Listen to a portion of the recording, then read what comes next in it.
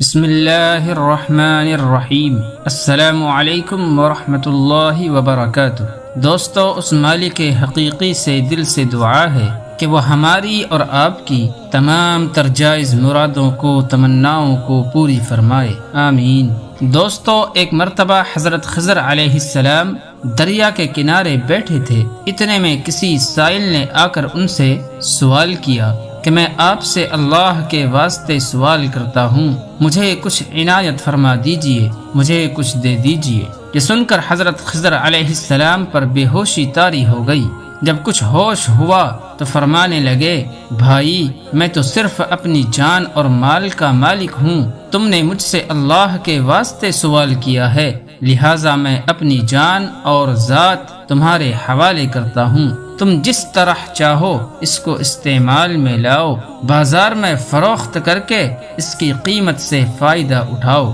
چنانچہ سائل ان کو بازار لے گیا اور ایک شخص ساحمہ بن ارقم کے ہاتھ ان کو فروخت کر دیا۔ یہ خریدار ان کو اپنے گھر لے گیا، اس کا ایک باغ تھا۔ چنانچہ ساحمہ نے حضرت خضر علیہ السلام کو ایک کدال دے کر کہا کہ اس سامنے والے پہاڑ کو کاٹ کاٹ کر باغ میں ڈالتے رہیں، اور یہ حکم دے کر ساحمہ اپنی کسی ضرورت سے کہیں چلا گیا، اور حضرت خضر علیہ السلام اس پہاڑ سے مٹی کاٹ کاٹ کر باغ میں ڈالنے لگے۔ دوستو، جب ساحمہ واپس آیا تو اس نے گھر والوں سے دریافت کیا، تم نے غلام کو کھانا بھی کھلایا یا نہیں؟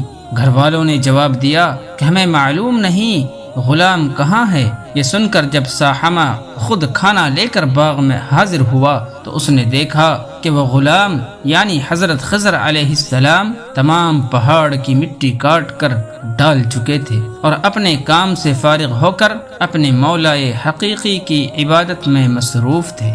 دوستو، یہ دیکھ کر ساحمہ کو بڑا تعجب ہوا اور اس نے دریافت کیا کہ یہ تو بتائیے آپ کون ہیں؟ یہ بات سن کر حضرت خضر علیہ السلام پر کچھ بے ہوشی سی طاری ہو گئی، اور پھر ہوش میں آنے کے بعد انہوں نے فرمایا کہ بھائی، میں خضر ہوں۔ جس کو سن کر ساحمہ کے ہوش اڑ گئے کہ تو نے یہ کیا کیا، ان کو غلام بنا کر ایسے کام پر لگایا، یہ تو انتہائی گستاخی ہوئی۔ پھر ہوش آنے پر ساحمہ نے توبہ کی اور پروردگار سے عذر خواہی کے ساتھ حضرت خضر علیہ السلام کو آزاد کر دیا، اور جناب باری تعالی میں عرض کیا کہ الہ العالمین مجھ سے اس کا مؤاخذہ نہ فرمائیے گا، کیونکہ میں ان کو نہیں جانتا تھا۔ اس کے بعد حضرت خضر علیہ السلام نے دعا فرمائی اور سجدہ شکر بجا لائے کہ اے میرے پروردگار، میں تیرے ہی حق میں غلام بنا اور تیرے ہی حق میں آزاد ہوا، اس پر تیرا شکر گزار ہوں۔ دوستو، اس کے بعد واپسی کی اجازت لے کر جب دریا پر واپس آئے تو دیکھا ایک شخص کھڑا دعا مانگ رہا ہے کہ اے میرے رب، حضرت خضر علیہ السلام کو غلامی سے رہائی عطا فرما دے اور ان کی توبہ قبول فرما لے۔ حضرت خضر علیہ السلام نے یہ دیکھ کر اس شخص سے دریافت کیا کہ آخر تو کون ہے؟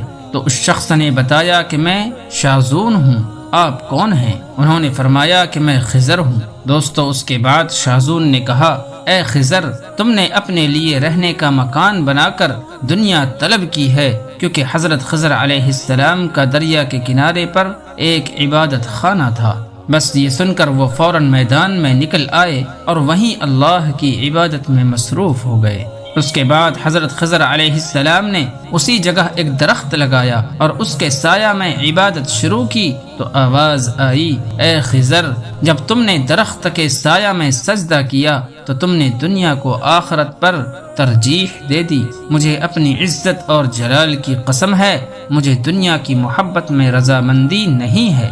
اس کے بعد حضرت خضر علیہ السلام نے شاذون فرشتہ سے کہا کہ اے شاذون، دعا کرو کہ اللہ تعالی میری توبہ قبول فرمائے۔ چنانچہ شاذون نے دعا کی اور اللہ تعالی نے شاذون کی برکت سے حضرت خضر علیہ السلام کی توبہ قبول فرمائی۔ پیارے دوستو، خدا کے برگزیدہ بندے اسی حالت میں راضی رہتے ہیں جو اللہ کو منظور ہو۔ بے شک ہماری کامیابی بھی اسی میں ہے کہ زندگی کے ہر موڑ پر آنے والے پریشانی و مصیبت میں ہم راضی برضا رہیں، اللہ تعالیٰ کی چاہت کو سامنے رکھ کر زندگی گزاریں۔ اللہ سے دعا ہے کہ اللہ تعالیٰ ہمیں اس واقعہ سے سبق حاصل کر کے نیک بننے کی توفیق عطا فرمائے، آمین۔